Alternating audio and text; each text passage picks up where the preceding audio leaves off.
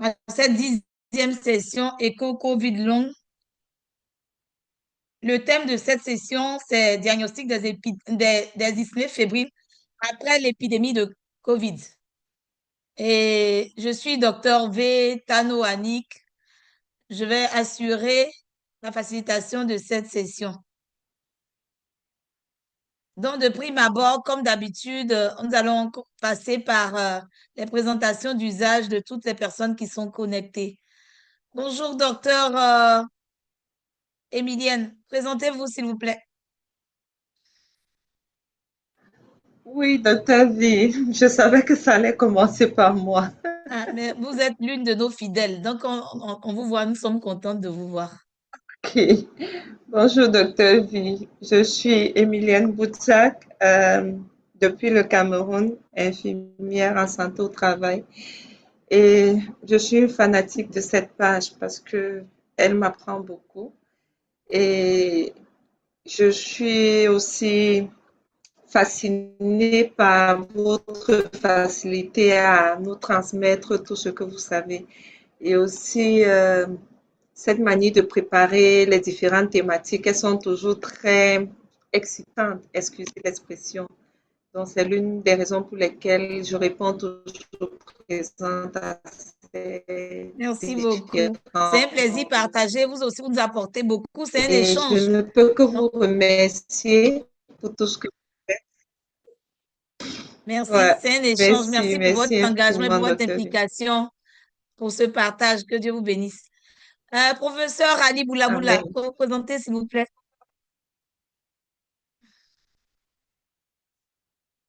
Merci, Docteur V, pour la parole. Je m'appelle Boulaboula Ali.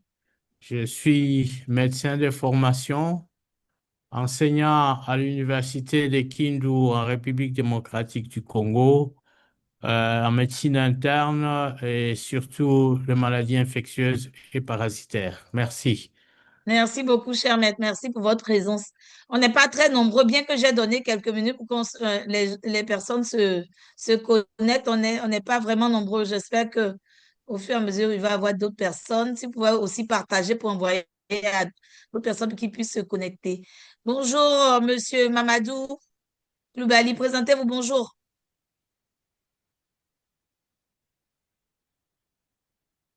Votre micro est fermé.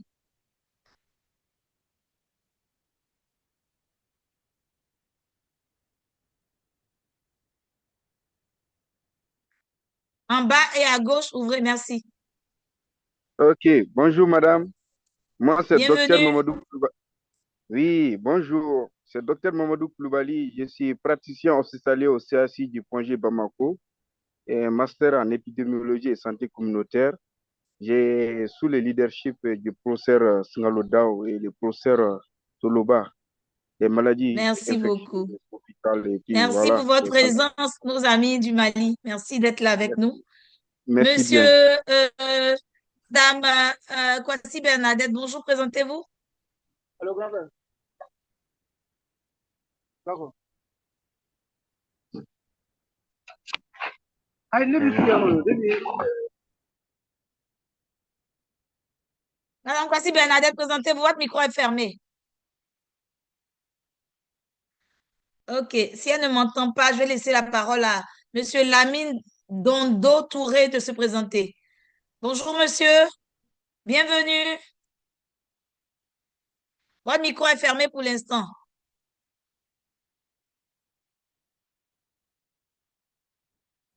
OK. Bonjour, Merci. moi c'est Bon, Touré Lamine Dondo, pharmacien biologiste, responsable du labo Medvi, merci beaucoup. Conakry. Merci pour votre présence. Merci beaucoup. Monsieur Zerbo Ahmed, bonjour. Vous vous présentez?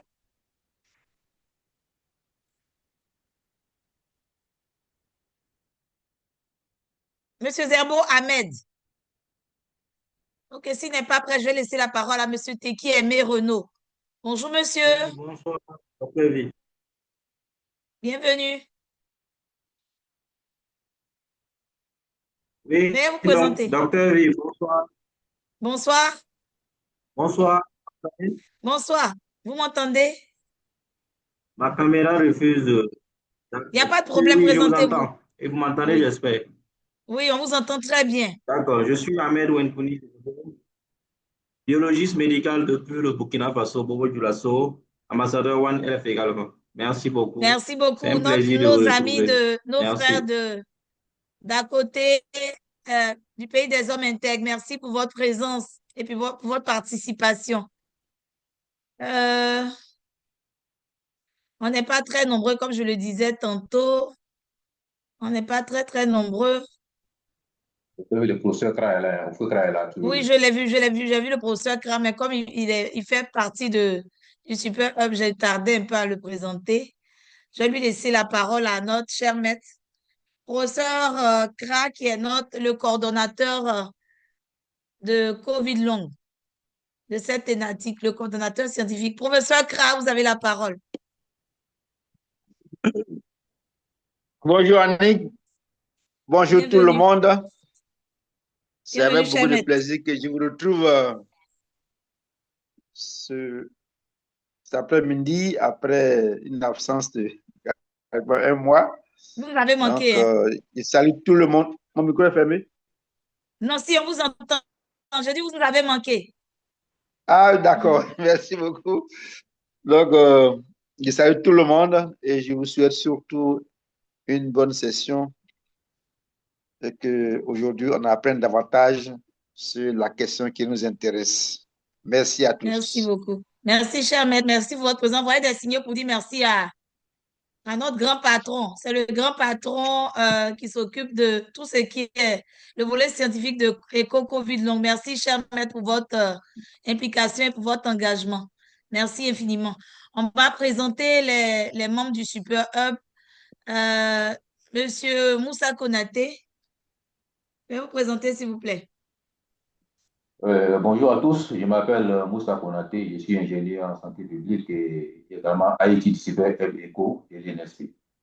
Je souhaite une très bonne OK, on a session aussi à une de... tous. OK, merci beaucoup, monsieur Moussa Konaté. Il y a, je sais pas, Madame K. Bernadette, elle est là. Je ne sais pas si elle peut se présenter, si elle n'est pas occupée. Madame K, c'est une de nos facilitatrices.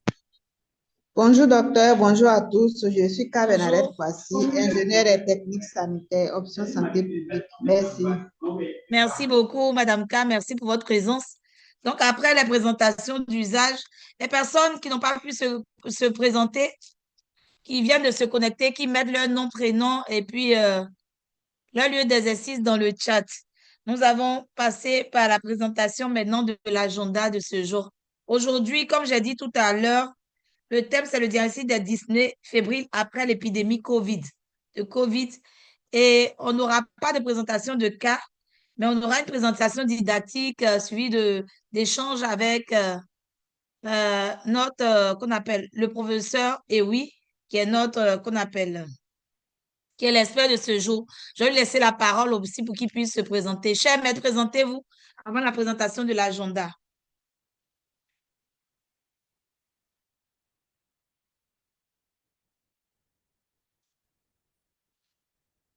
Oh, ça, oui. Oh, ça, oui. Bonjour, bonjour. Oui, bonjour, cher maître. Vous m'entendez?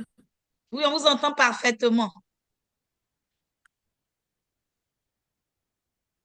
Voilà, je suis le professeur Ahui Bro Jean-Marcel, je suis pneumologue et j'exerce au CHU de Cocody. J'ai été à l'époque le coordonnateur du centre de traitement des maladies infectieuses, c'est-à-dire l'ancien site COVID, pour la prise en charge de la COVID. Je suis aussi formateur hein, dans le cadre de la tuberculose multirésistante et puis membre du comité technique sur la tuberculose multirésistante au programme national de lutte contre la tuberculose. Voilà. Merci beaucoup, cher maître. Envoyez des signaux. On a une personne vraiment qui est vraiment habilitée à nous donner tout ce qu'il faut sur la COVID, donc sur la tuberculose. Une personne de référence en Côte d'Ivoire. Merci, cher maître. Merci pour votre présence et merci d'avoir accepté de faire l'expertise de cette séance. Nous vous remercions. Nous allons passer rapidement à la présentation de l'agenda. Après la présentation d'usage, nous allons laisser la parole au cher maître professeur Ahui de faire la présentation didactique avec des échanges avec les participants. Et après, nous allons terminer par la séance de clôture. Je vous remercie. Au niveau qu'on appelle, au niveau des consignes, il faut savoir qu'il faut fermer votre micro lorsque vous ne parlez pas. Gardez votre vidéo allumée tout au long de la session et positionnez votre caméra correctement avec un éclairage adéquat. Lorsqu'on vous demande de vous présenter, activez votre micro et dites votre nom, le nom de votre organisation et votre lieu de travail. Lorsque vous avez la parole, gardez votre téléphone portable en mode silencieux. Assurez-vous d'avoir un débit Internet suffisant. Pour les questions, levez la main physiquement, utilisez les fonctions de lever la main du Zoom. Ne divulguez pas d'informations de santé protégée ou d'informations personnellement identifiables. Pour les problèmes de Zoom, veuillez échanger dans le chat avec le IT. Veuillez entrer votre nom et votre organisation dans le chat du Zoom. Les diapositives de présentation sont disponibles dans iEcho. Cette session enregistrée, votre présence vaut votre consentement à être enregistré. Nous vous remercions. Pour obtenir une attestation à l'issue de cette séance, vous devez remplir un court sondage. Nous fournirons un lien dans le chat pour accéder à l'enquête vers la fin de la session. Le lien est accessible pendant les prochaines 48 heures seulement. À quoi nous servent les données que nous collectons? Le projet ECHO collecte des inscriptions, la participation, les questions-réponses, les commentaires de chat et les réponses au sondage. Vos données personnelles resteront strictement confidentielles. Ces données peuvent être utilisées pour l'élaboration des cartes, pour la rédaction de rapports, pour des communications scientifiques, des enquêtes, l'assurance qualité, l'évaluation, la recherche et pour informer de nouvelles initiatives ECHO. Nous vous remercions. À présent, nous allons laisser la parole à notre expert, professeur Ahui Broujean. Il va faire la présentation didactique suivie d'échanges avec vous, avec des questions. Je vous remercie. Soyez attentifs pour que vous puissiez vraiment avoir une participation active, chers participants. Professeur, vous avez la parole. Docteur, Monsieur Konaté, positionnez la présentation. Merci. Je ne sais pas. Professeur, vous voulez qu'on projette pour vous ou bien vous voulez faire le partage vous-même? Je, je vais faire le partage. OK, merci, cher maître. On vous laisse. Merci. OK.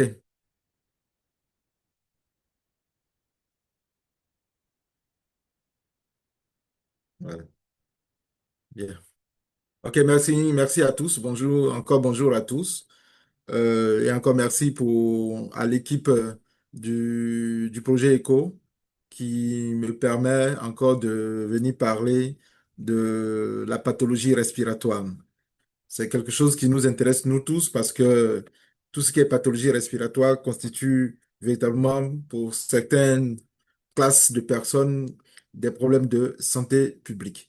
Donc, aujourd'hui, en fait, ce qu'on va faire aujourd'hui, c'est comment faire le diagnostic et puis éventuellement les différentes étiologies des dyspnées fébriles qu'on peut rencontrer, qui sont en dehors de la COVID.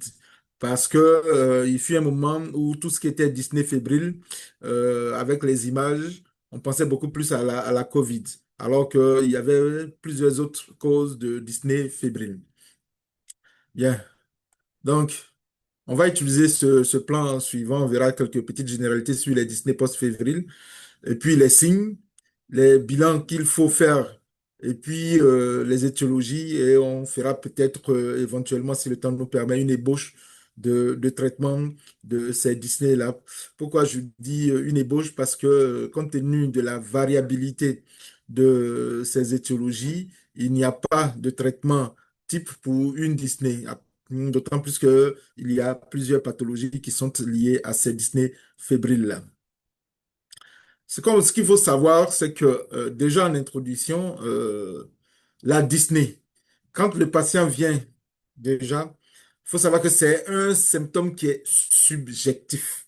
C'est d'abord le ressenti du malade qui traduit chez lui un inconfort. Il est vraiment inconfortable quand il respire, et vient, il vous dit que je respire mal. Et ce sont des symptômes qui sont fréquemment rencontrés lorsqu'on fait la consultation depuis l'épidémie post-Covid. On les rencontre souvent. C'est vraiment désagréable cette dyspnée et ça limite souvent la récupération des malades. Et c'est un symptôme qui doit être pris en compte avec minutie. Parce qu'il ne faudrait pas négliger le patient qui vient chez le médecin et dit, docteur, j'ai des difficultés pour respirer. Même si vous n'apercevez pas de signes physiques en rapport avec sa dyspnée. D'autant plus grave lorsque cette dyspnée s'associe avec une fièvre. Et cette fièvre-là ne va qu'aggraver le tableau de dyspnée. Et en consultation, on s'est rendu compte que la plupart de ces dyspnées-là étaient des dyspnées virale, d'origine virale, non Covid. Non Covid. Donc, les patients étaient testés Covid, étaient Covid négatifs, mais on voyait que la plupart étaient des dyspnées d'origine virale qui survenaient au décours parfois d'un syndrome pseudo-grippal. Donc, il faut savoir que depuis l'épidémie de la COVID, la dyspnée, l'essoufflement et les douleurs thoraciques ont été mis dans le cadre d'un syndrome post-COVID. Donc, ces symptômes ne sont pas liés, comme on le dit dans le thème post-COVID, ne sont pas liés véritablement à des lésions organiques chez la plupart des patients, ni à une infection aiguë. Parfois, ces dyspnées-là sont liées plutôt à une hyperventilation du patient et qui est induit par l'exercice. Et cette dyspnée-là sera encore plus aggravée lorsque on aura une atteinte du parenchyme pulmonaire par une lésion surtout infectieuse qui ne fera qu'aggraver. En termes de statistiques, certaines études ont montré que 49% des patients qui étaient hospitalisés pour une COVID aiguë n'avaient signalé aucun changement de leur dyspnée après leur sortie. Et puis 24% va noter une augmentation de l'intensité de leur dyspnée. Et puis 20% qui ont développé une nouvelle apparition de dyspnée. Cela dénote la variabilité de la dyspnée chez chacun des patients. Et ça, c'est un élément très important sur lequel il faut tenir compte pour pouvoir, lorsqu'on voit les patients en consultation. Bien, cette diapositive montre à peu près l'importance des signes chez les patients. On voit la dyspnée, c'est 59%, et puis la fièvre chez eux aussi, dans les proportions environ 60% chez les patients.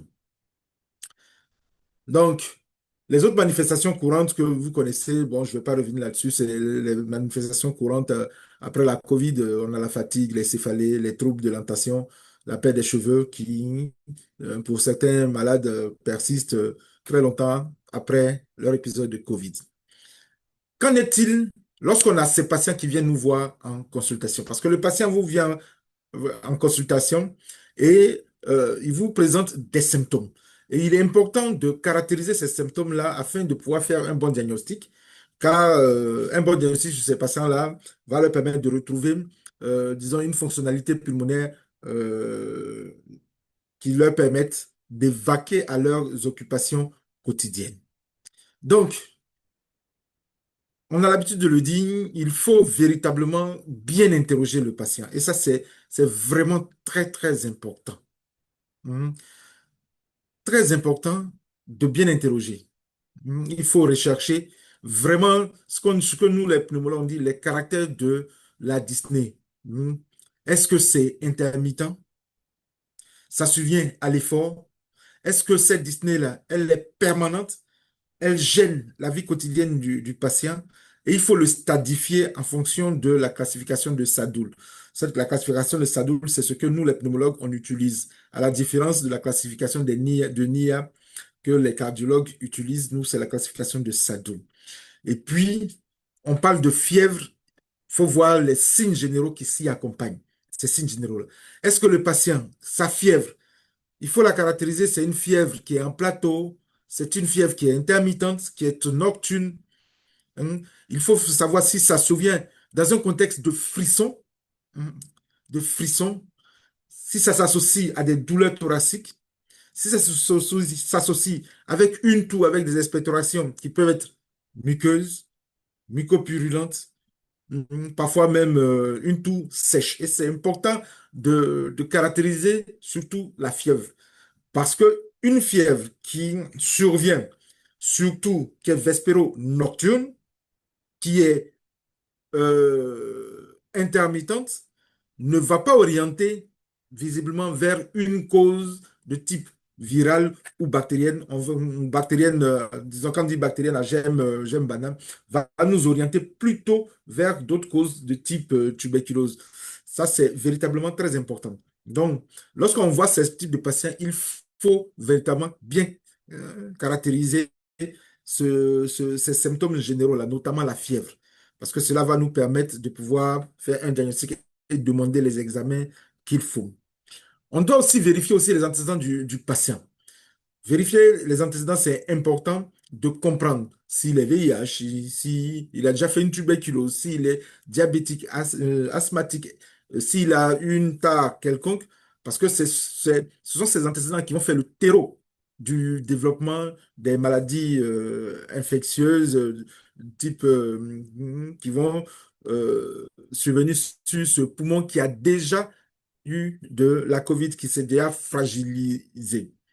Et puis, faut s'interroger aussi sur, on a ce patient qui a déjà fait la COVID, la durée de ses symptômes, s'il a été hospitalisé, s'il est passé en réanimation, s'il a été intubé, s'il a reçu une ventilation non invasive. C'est très important parce que si le patient, il a déjà eu un séjour en hospitalisation, il est passé en réanimation, c'est que probablement le patient a gardé des séquelles respiratoires sur son poumon qui peuvent se surinfecter. Et ça, c'est important parce que lorsqu'on a des séquelles d'une infection, la conséquence, c'est qu'on est beaucoup plus fragile et on peut se surinfecter à la différence de celui qui a fait sa COVID, qui ne lui a pas laissé de séquelles sur le plan respiratoire.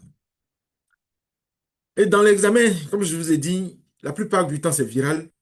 Il faut rechercher un syndrome grippal qui a précédé la dyspnée, c'est-à-dire le patient va avoir son catarrhe oculo-nasal avec sécrétion nasale, myalgie, douleur articulaire, parfois il va avoir des éternuements. Il faut vraiment rechercher.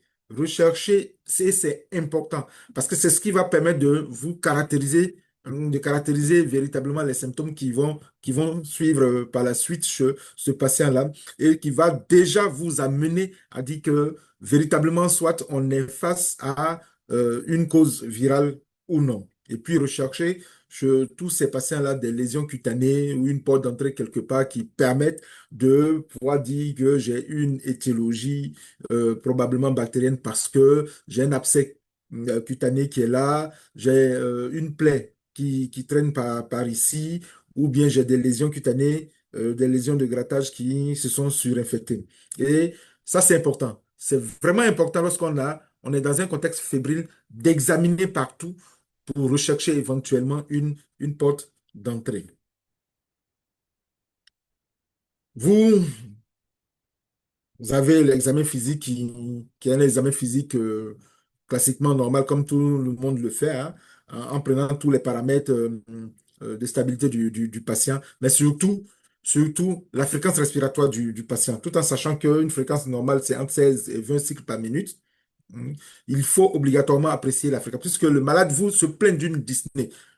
Donc, déjà prendre la fréquence respiratoire du patient et la saturation pulsée du patient qui est importante déjà, qui va vous permettre de voir si on est face à quelque chose qui est grave lorsque on a une désaturation ou lorsqu'on a une polypnée déjà qui est installée. Ça veut dire que le patient a déjà un tableau qui commence à s'aggraver. D'autant plus que s'il vient avec initialement, comme dans l'interrogatoire qui va vous dire que j'étais stable, et puis vous, au moment où vous l'examinez, vous vous rendez compte que la saturation est en dessous de la normale avec une polypnée qui s'est installée, ça va vous permettre de le classer déjà vers une pneumopathie qui a un risque de s'aggraver.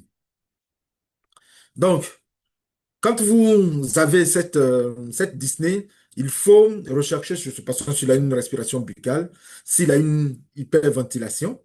Et puis, quand vous l'examinez, vous recherchez s'il n'a pas de notions de pause respiratoire qui vont vous faire penser à une dyspnée de type Kussmaul, quand on voit chez les patients qui commencent à faire des pauses respiratoires déjà. Et ça, s'il commence à avoir une dyspnée de type Kussmaul, ça veut dire que le patient est en train de s'épuiser. Hein. Sur le plan respiratoire, il est en train de s'épuiser. Et puis, s'il a une respiration anarchique comme de type Shenstock. Et puis, vous recherchez la mise en jeu des muscles accessoires qui se traduisent cliniquement par les battements des ailes du nez, du tirage intercostal et susclaviculaire, parfois même une respiration abdominale chez les enfants. Donc, c'est très important. C'est très important de regarder tous ces paramètres-là quand vous avez une dyspnée fébrile chez un patient. Les autres examens que vous pouvez faire, c'est rechercher s'il y a un hypocratine digital, si c'est apparu après la COVID ou si il avait son hypocratine digitale qui existait avant cela. S'il a son hypocratine digitale qui existait avant cela, ça veut dire que probablement il était porteur, s'il s'agit d'une maladie respiratoire, il était porteur déjà d'une pathologie respiratoire chronique sur laquelle il a fait sa COVID et cette pathologie respiratoire chronique est probablement en train de se décompenser. De se compenser dans le cadre d'une insuffisance respiratoire chronique qui est passée à un stade aigu. Et puis, vous avez la recherche des signes de cyanose. Bon, sur peau claire, c'est un aspect bleuté. Sur peau noire, vous allez voir que l'aspect sera beaucoup plus foncé. Et ça, c'est quelque chose qu'on rencontre chez nous ici, chez nos patients. Et puis, l'examen physique, c'est important. C'est important que ça va vous permettre de caractériser les choses.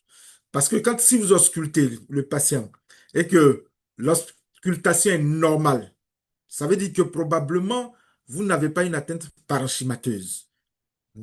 Et quand vous allez faire la radiographie, c'est surtout lorsque vous avez surtout des causes virales qui viennent de débuter, l'auscultation est normale. Mais lorsque vous avez des anomalies à type de râle crépitant ou sous-crépitant, ça veut dire que là, vous avez une atteinte du parenchyme qui s'y est installée.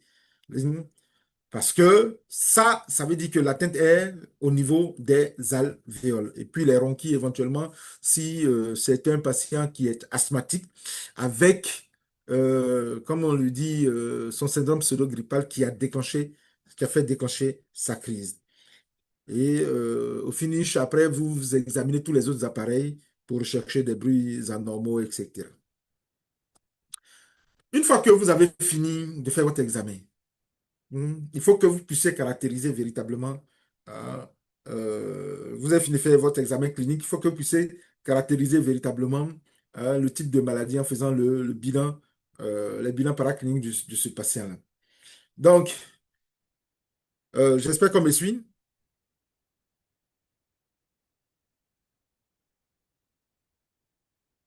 Bon, ça, on vous suit. Professeur, on vous suit très bien. D'accord.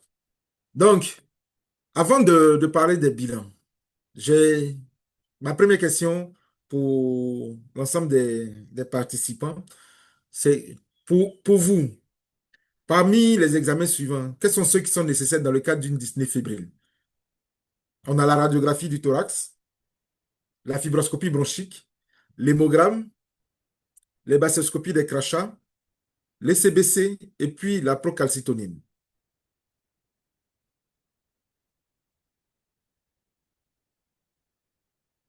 Donc, mesdames et messieurs, la question vous est posée. Ceux qui souhaiteraient répondre, lancez-vous. On est là pour apprendre des uns des autres. On n'est pas là pour juger. Donc,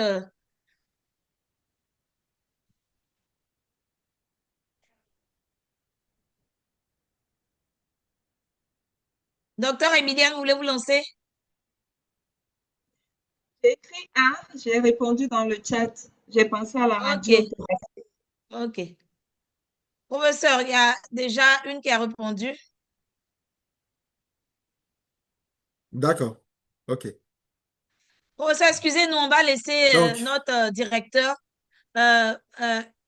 général de l'Institut, on a la chance, il est connecté pour qu'il puisse se présenter aux participants. Bonjour, professeur William Yavo. Oui, bonjour, docteur V. Bonjour, chers Merci pour votre participants. présence. Bonjour, chers collègues professeurs, vraiment qui avaient accepté d'animer cette session écho. Je voulais saluer tous les participants et vous remercier pour votre fidélité à ce programme sur la COVID longue.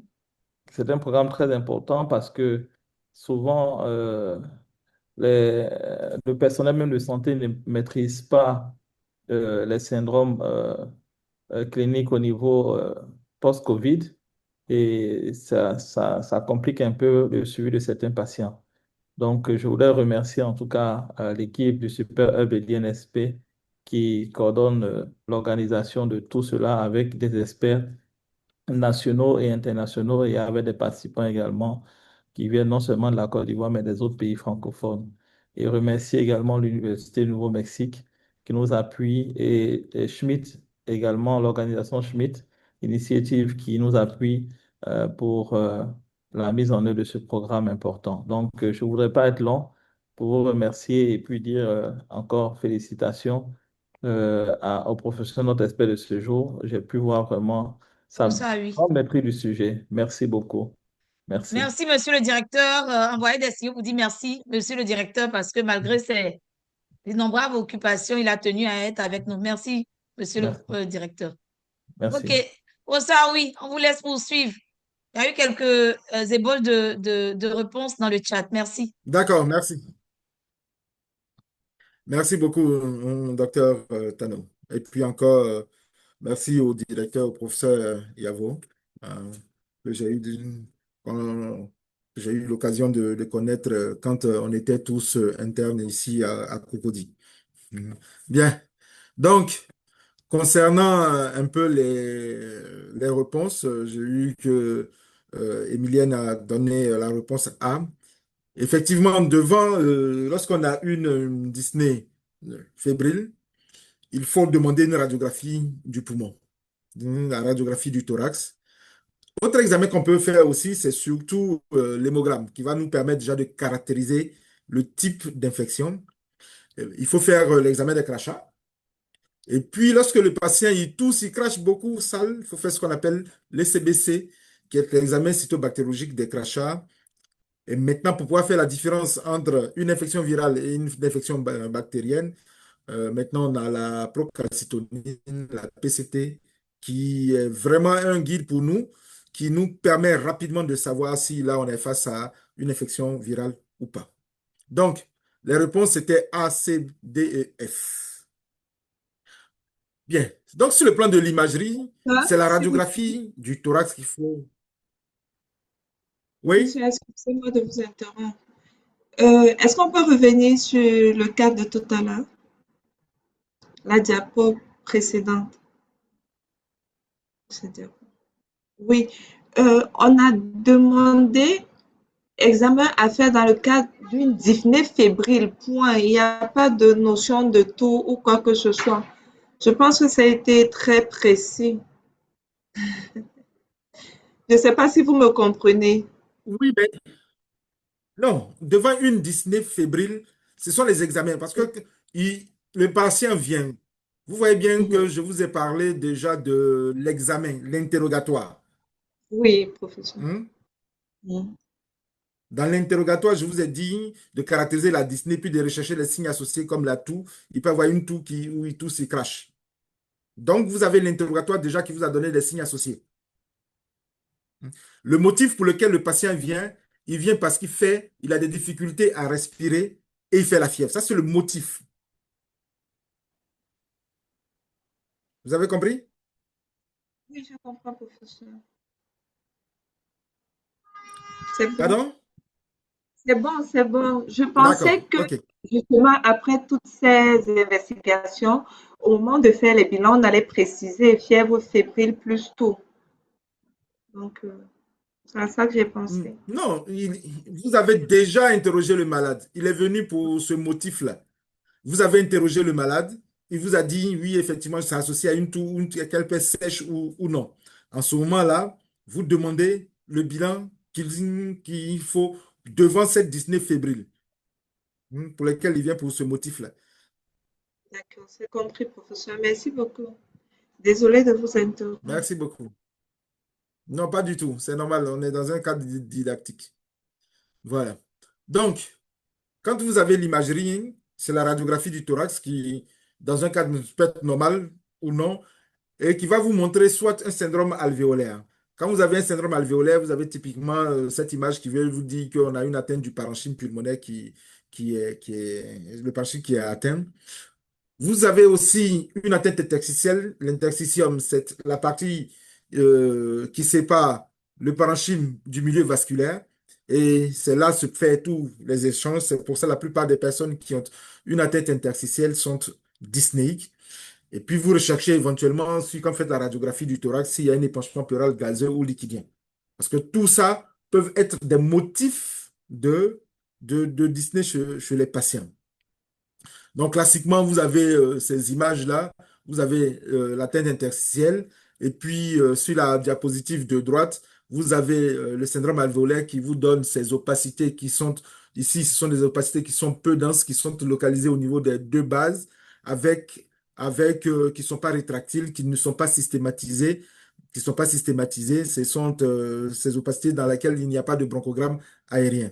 Donc, à gauche, vous avez cette atteinte interstitielle qui vous donne cet aspect un peu flou de la radiographie du thorax, qui traduit véritablement l'atteinte interstitielle. Autre examen que vous pouvez demander lorsque le plateau technique le permet, c'est le scanner thoracique ou même l'angioscanner thoracique qui va vous permettre de mieux caractériser les lésions. Et vous allez avoir sur le scanner ces lésions d'atteinte interstitielle. Et sur l'image de droite, vous voyez très bien l'atteinte alvéolaire avec le bronchogramme aérien. Vous voyez bien le trajet des bronches. Et ça vous traduit véritablement qu'on est face à une atteinte du parenchyme pulmonaire.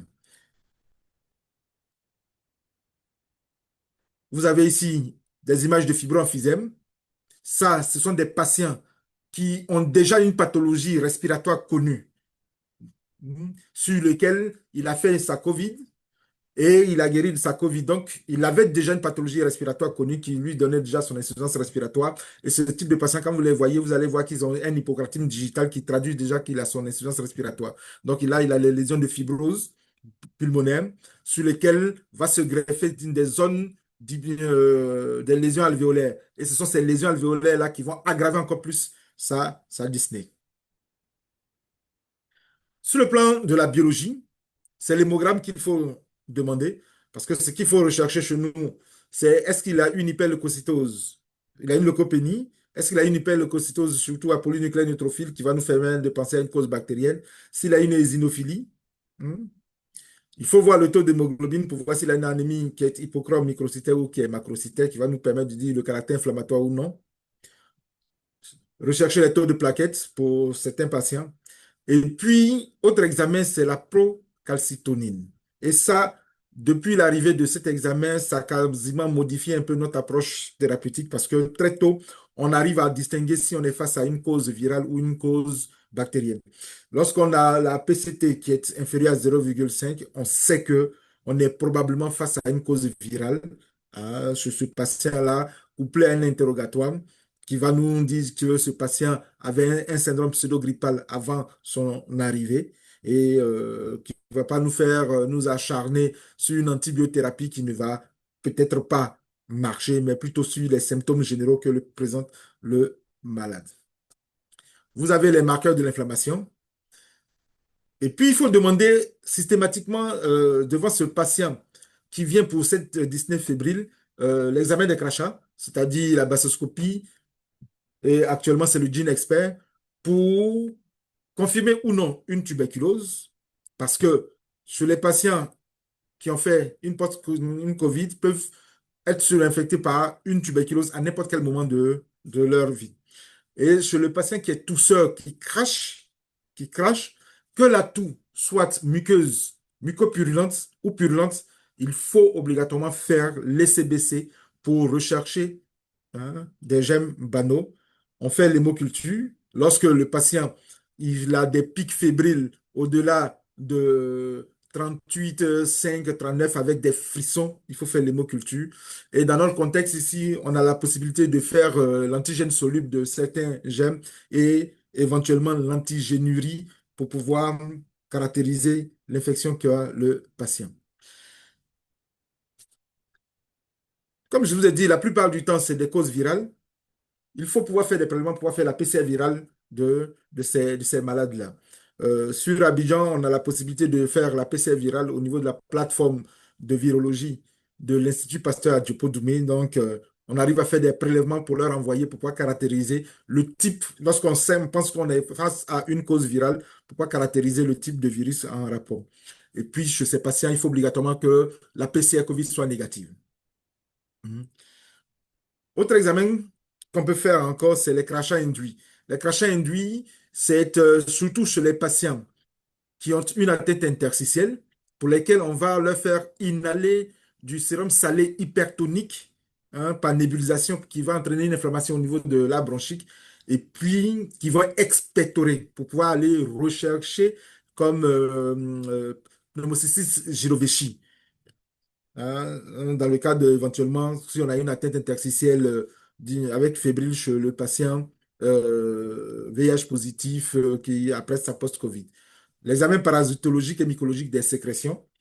Et puis, lorsqu'on a éventuellement sur la radiographie du thorax une atteinte pleurale, il faut faire la ponction pleurale pour aller faire les examens dans ce liquide-là. Et essentiellement, c'est la cytologie du liquide pleural qui peut être associé aussi à la bactériologie de ce liquide pleural-là. On peut faire le bilan auto-humain pour rechercher la cause initiale qui a entraîné ces symptômes-là. On peut déposer les encas, etc. Mais ça, ce n'est pas obligatoire de faire ce bilan auto-humain chez ces patients-là. En termes d'exploration fonctionnelle, le patient, il vient, il est dyspnéique. Il faut faire une gazométrie en air ambiant pour déterminer un peu l'impact de cette infection-là sur la fonction respiratoire. Donc, on le fait en air ambiant et on le fait sous oxygène pour pouvoir faire adapter l'oxygénothérapie de ces patients-là. La fibroscopie bronchique, elle n'est pas obligatoire. Elle n'est vraiment pas obligatoire dans le cadre d'une cause du dyspnée fébrile, parce que la plupart du temps, ce sont des patients qui sont dyspnéiques et la fibroscopie aggrave la dyspnée. Donc, il faut la faire chez des patients qui ont des indications bien précises, surtout lorsqu'on a une atteinte interstitielle pour laquelle on est en train de penser à une cause de type pneumocystose. Il faut aller faire la fibroscopie bronchique si le patient ne peut pas expectorer, même quand on a fait les crachats induits. Et puis, dans des rares cas, on peut aller faire la fibroscopie lorsqu'on pense à une cause virale pour emmener sur la plateforme de virologie de l'Institut Pasteur. Comme je vous ai dit, ça peut être une cause qui peut être multifactorielle avec multisite. Si éventuellement, lorsque vous avez fait l'examen clinique, vous avez eu des signes en faveur d'une péricardite liquidienne, il faut penser à faire la ponction péricardite qui va vous montrer soit un liquide qui est lymphocyte exudatif ou qui est à prédominance polynucléaire neutrophile. Vous pouvez faire aussi l'échographie cardiaque, surtout qui va vous permettre de mesurer les pressions cardiaques, de rechercher un dysfonctionnement des valves et rechercher des végétations sur les valves.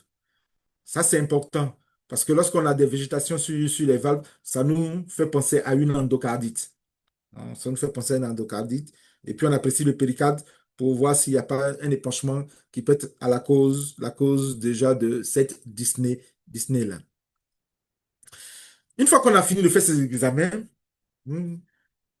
quelles sont les étiologies les plus fréquentes de cette dyspnée fébrile post-Covid dans notre exercice? Bien. Je vous pose encore la deuxième question. Parmi les réponses suivantes, quelles sont les causes de dyspnée fébrile post-Covid les plus fréquentes pour lesquelles vous pensez et que vous avez déjà eu dans votre expérience? Merci beaucoup. Vous avez vu que le professeur vient de vous poser une autre question. Les causes de dyspnée fébrile post-Covid. Donc, nous sommes là pour apprendre des uns des autres. Essayez de vous lancer pour répondre à la question. Docteur Zerbo, Docteur Touré,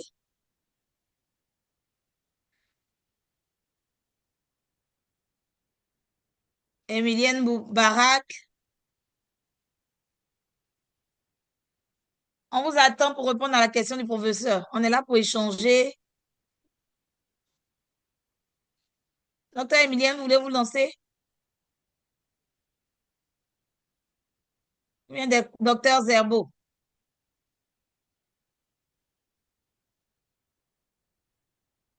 Il y a Docteur Kassongo aussi qui est là.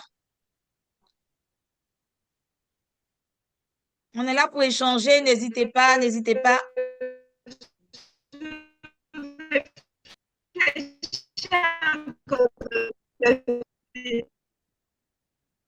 Qui a un problème de souci, Emilienne? Faut mettre dans le chat.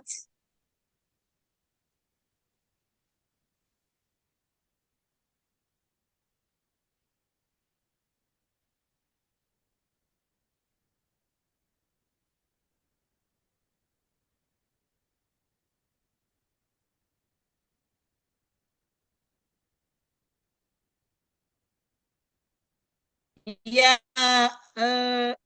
il y a une réponse déjà. Josué Kassongo Oui, a mis A et B. d'accord. Bien. OK.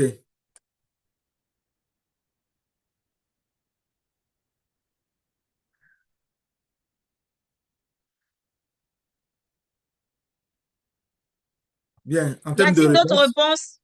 Mesdames et messieurs, il y a aussi Zerbo qui a mis A, B et E. Professeur. Je d'accord. pense qu'on a un A, B, problème à et leur E. micro, donc ils ont répondu dans le chat. Oui, il n'y a pas de souci. Merci. Donc, en termes de réponse, par rapport à ce que je dis, c'est vrai qu'il y a la réponse A.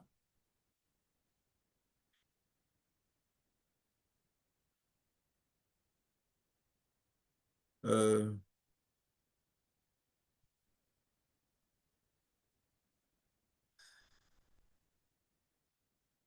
il y a la réponse A qui est la pneumocystose, la réponse C qui est la péricardite et la réponse D qui peut être une pneumonie. Mhm.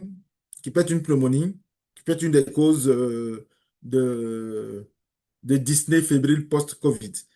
La réponse B, la fibrose pulmonaire, ce n'est pas une cause de dyspnée fébrile, c'est une cause de dyspnée. Mais ce n'est pas une cause de dyspnée fébrile. Voilà. Donc, vous avez en premier lieu les causes pulmonaires qui peuvent vous entraîner, donner des dyspnées fébriles. Et vous avez les infections pleuropulmonaires. En tête, vous avez certes les causes virales, hein, les causes virales, les pneumopathies virales et surtout la grippe. Surtout la grippe qui peut vous donner ces causes de dyspnée.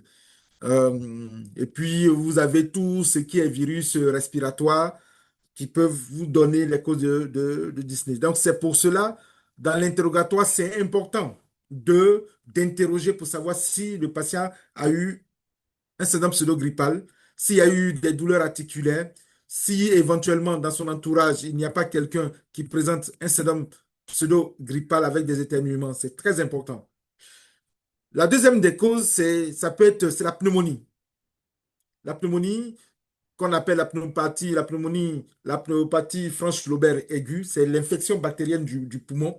Et comme le poumon étant fragilisé déjà par la COVID qui a laissé parfois des séquelles, tous les germes qui sont au niveau de l'air peuvent venir piluler au niveau de l'appareil respiratoire et vous donner cette pneumonie avec dyspnée. La tuberculose pulmonaire peut vous donner des causes de dyspnée et la plupart du temps, cette tuberculose aggrave des lésions qui existaient ou même on peut avoir, même dans certains cas bien particuliers, lorsque la radiographie même est normale, au début, au moment où le patient avait fait sa COVID, il peut avoir un tableau de miliaires chaudes chez lui. Et dans notre contexte, toute miliaire chaude dans zone endémie tuberculeuse est considérée comme tuberculeuse.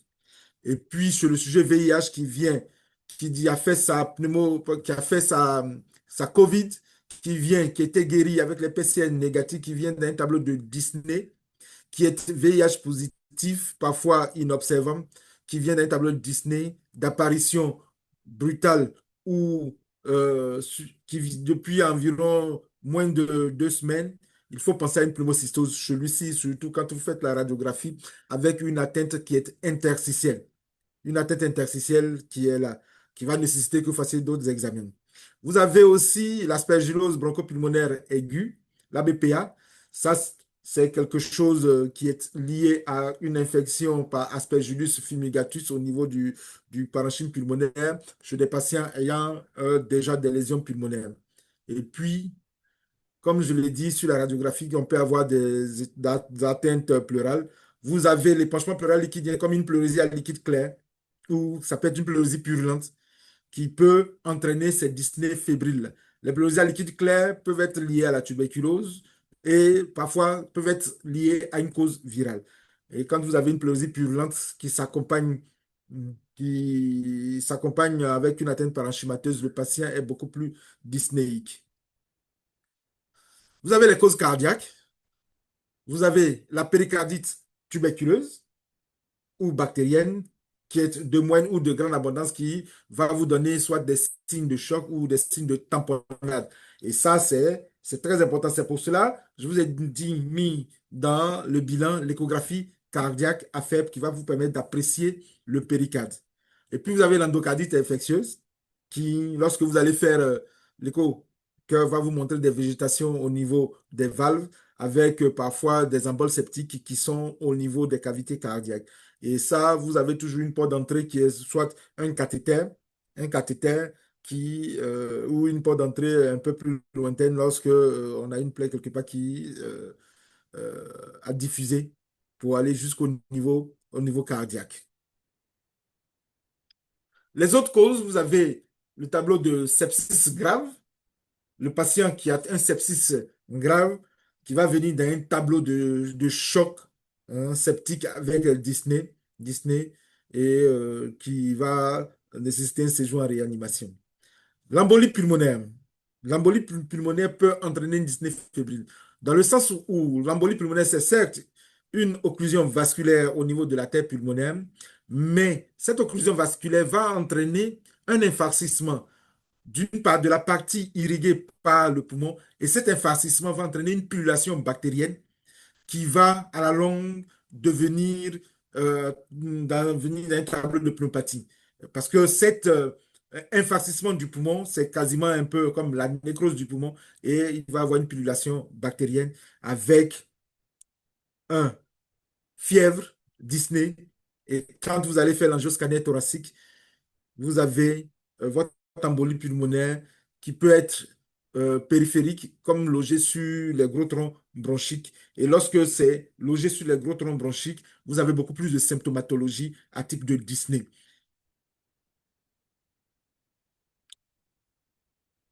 Sur le plan thérapeutique, comme je vous avais dit qu'on allait faire juste une ébauche du traitement, parce que les causes étant les plus variées, on ne pouvait pas faire un traitement particulier pour la dyspnée fébrile. Il faut savoir une chose. Je vais passer sur la question 3.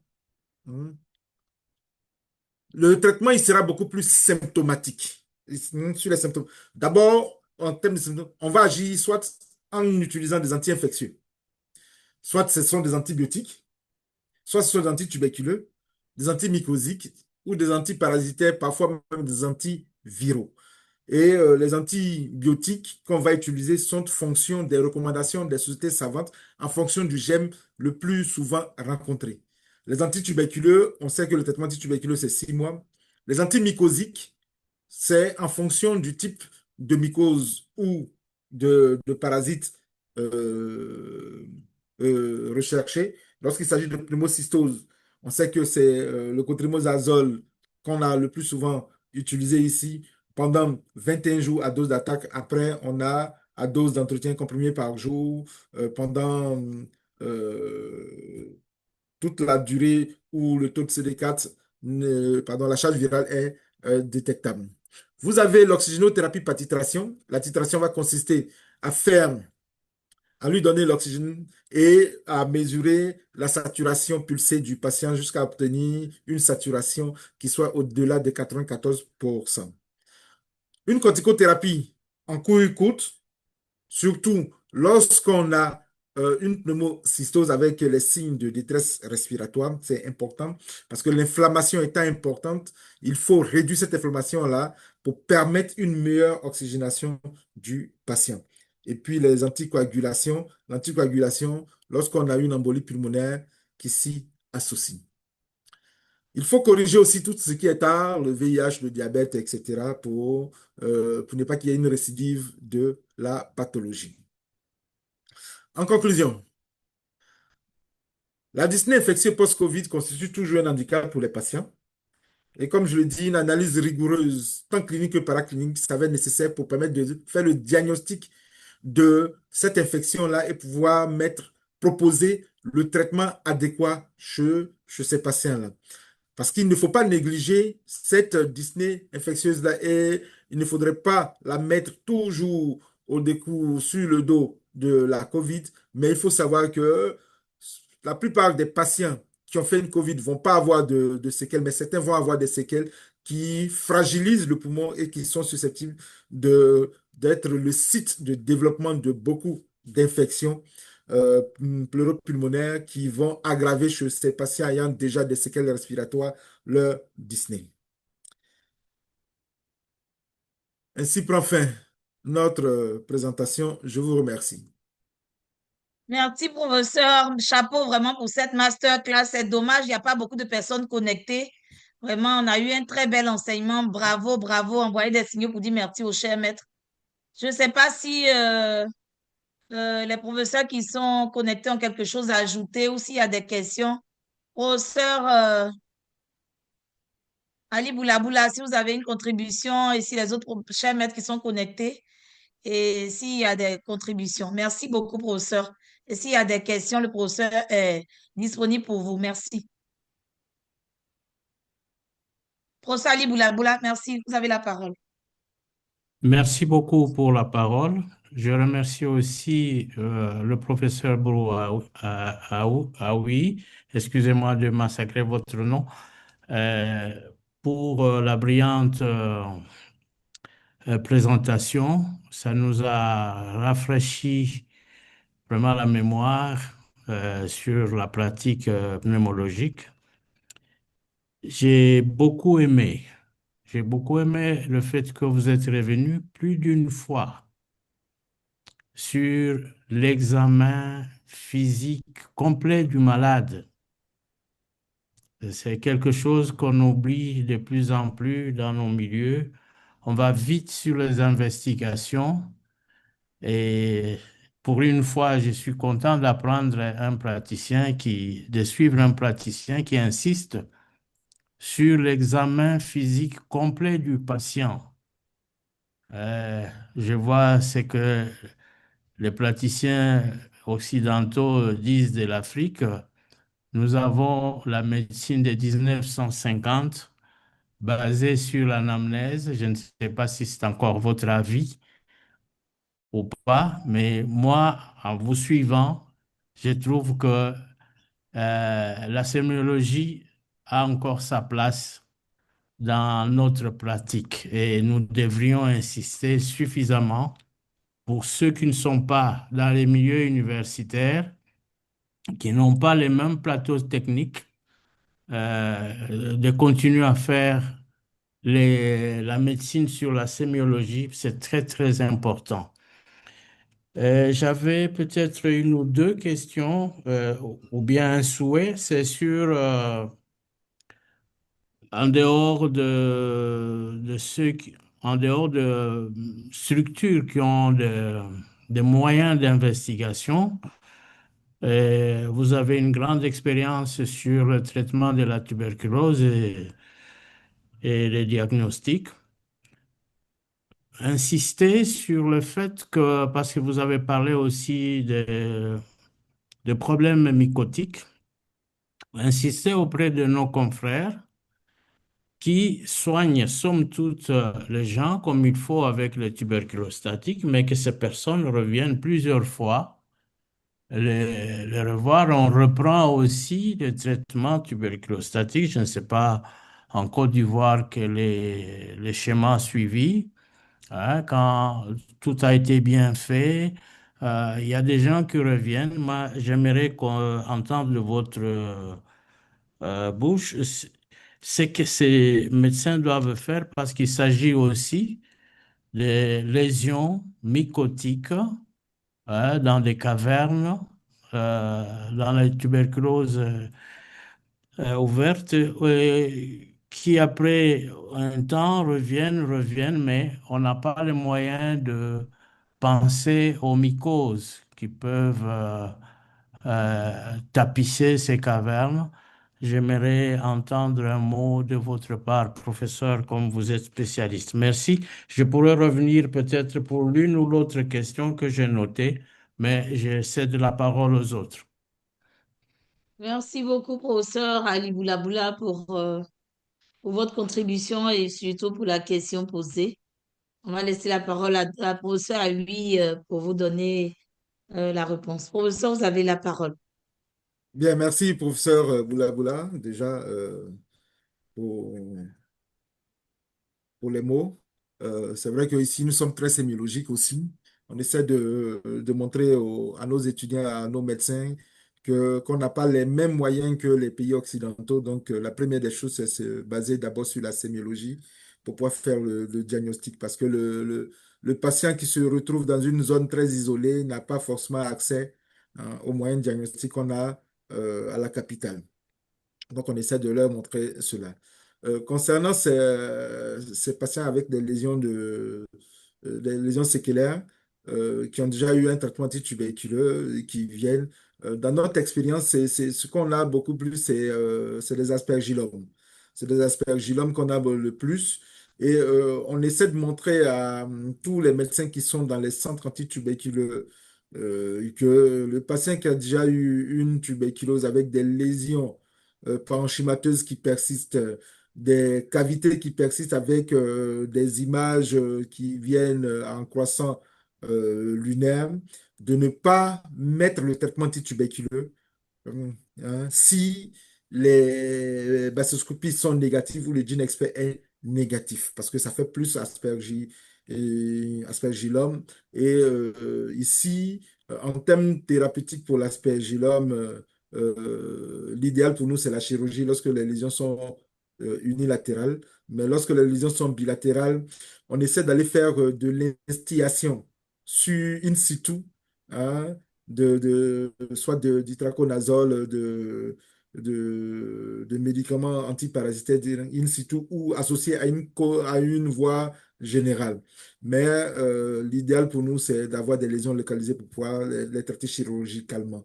Quand ce n'est pas possible, on leur donne les antimycosiques par voie systémique. Et pour certains, ça marche. Pour certains, ça ne marche pas parce que c'est des zones qui ne sont plus vascularisées, donc qui ne peuvent pas être vraiment atteints par les antimycosiques qu'on fait. Sinon, l'idéal, ce qu'on arrive à faire, c'est d'aller faire des instillations in situ d'antimycosiques pour détruire la mycose dans la cavité.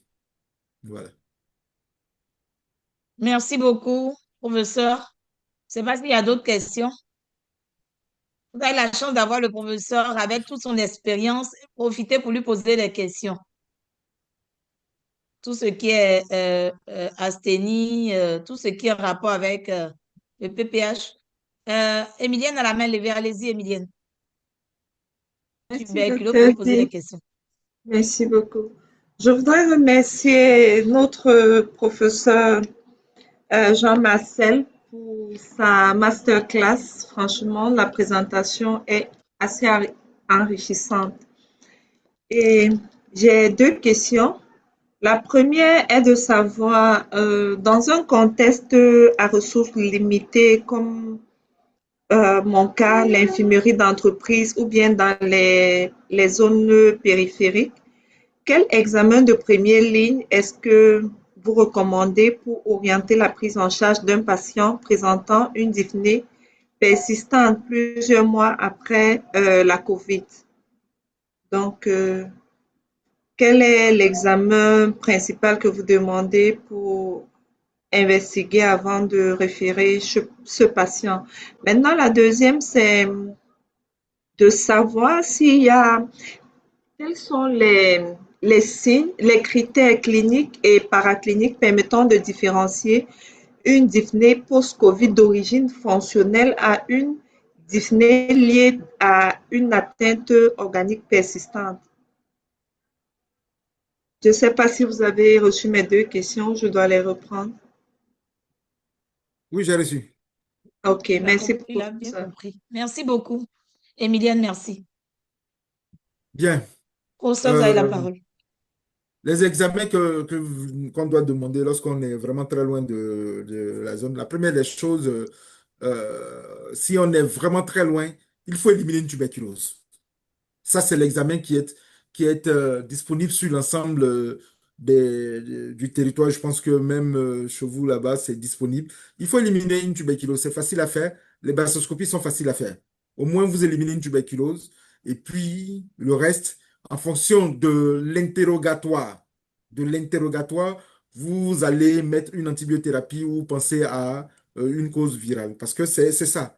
C'est l'examen le plus facile à faire. C'est la bacilloscopie. Parce que plus vous êtes éloigné des grands centres, plus vous n'avez pas de laboratoire, vous n'avez pas de radiographie.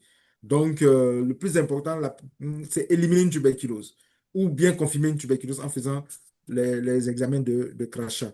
Et puis, associé à cela, et là, le professeur Boulaboula vous l'a dit, c'est la sémiologie. Il faut vraiment interroger correctement le patient pour que vous puissiez déjà, dans votre zone, savoir que bah, j'ai une cause soit infectieuse, virale, ou je pense à une tuberculose. Parce que la tuberculose, c'est quelque chose qui évolue depuis au moins 3 mois avec tous les symptômes fièvre, qui est vespéro nocturne, anorexie, amaigrissement. Donc, c'est vraiment l'interrogatoire. Et puis, vous éliminez cela. Maintenant, comment différencier une atteinte organique et puis une atteinte parenchymateuse? Euh, je, c'est, là, ça va nécessiter des examens beaucoup plus approfondis comme l'échographie cardiaque, le scanner thoracique, etc. Ça, vraiment, il faut vraiment avoir un plateau technique un peu plus important pour pouvoir différencier. Mais j'insiste là-dessus qu'il faut bien interroger le patient pour déjà, en termes de sémiologie, pouvoir avoir une vision si on est face à une cause qui est organique ou non organique. Voilà. Merci beaucoup, professeur. Y a-t-il d'autres questions? Euh, S'il n'y a pas d'autres questions, nous allons dire merci au professeur. On va mettre le feedback. S'il vous plaît, faites le feedback avant de partir. Merci au professeur Harry Boulaboula. Merci à notre expert pour cette masterclass. Et on va mettre le lien du feedback. Faites le feedback avant de partir. Et vous invitez vraiment à venir nous présenter des cas. On est là pour apprendre des uns des autres. La prochaine session ECHO est fixée, ECHO COVID, au 27 août 2026. On espère qu'on sera un peu plus nombreux. Et le thème, c'est la tuberculose multirésistance, défis et perspectives dans un contexte de raréfaction des ressources. Donc, je compte sur vous pour inviter vos pairs à venir vraiment assister à cette session vraiment enrichissante. Merci infiniment, professeur. Merci à tous les maîtres pour leur contribution. Je ne sais pas si le coordonnateur scientifique a un mot à dire pour dire merci au professeur.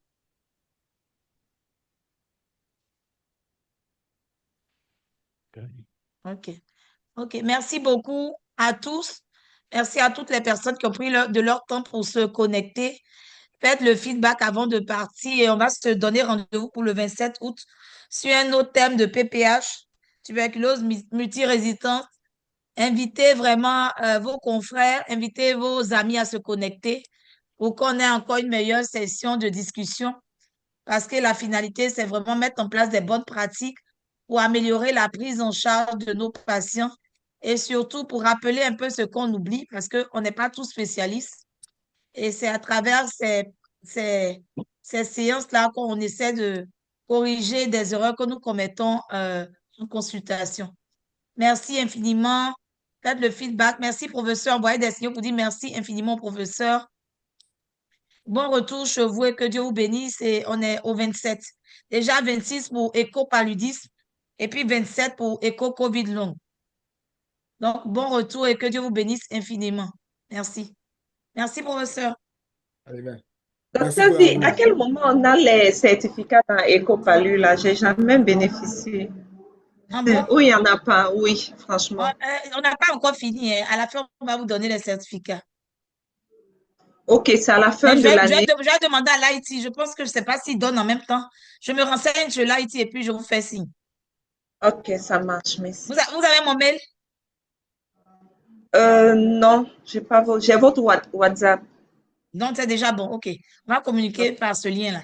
Je vais demander à l'IT comme c'est lui qui s'en occupe. Et puis, je reviens vers vous. Je vous réponds. Envoyez-moi juste un message pour me le rappeler, c'est tout, parce que je peux oublier. Si je ne le fais pas immédiatement, je vais oublier, mais je vais le lui dire. Merci et bon retour D'accord, et que Dieu vous docteur. bénisse. Merci. Merci Ouvrez les beaucoup. caméras pour qu'on puisse avoir des prises de vue, s'il vous plaît. Ceux qui sont là, ouvrez vos caméras pour qu'on puisse vous voir, pour qu'on voit vos beaux visages. Merci beaucoup. Merci beaucoup. Merci d'ouvrir les caméras pour qu'on puisse se dire au revoir. Et bon Merci, merci retour, que Dieu vous à bénisse. notre prof du jour. Merci. En tout cas, c'était un bel enseignement. C'est dommage, aujourd'hui, on n'était pas nombreux. J'avais un peu mal au cœur. Merci. Ah, si moi j'ai profité, ça va. C'est déjà bon. C'est les présents qui profitent. Merci. Voilà.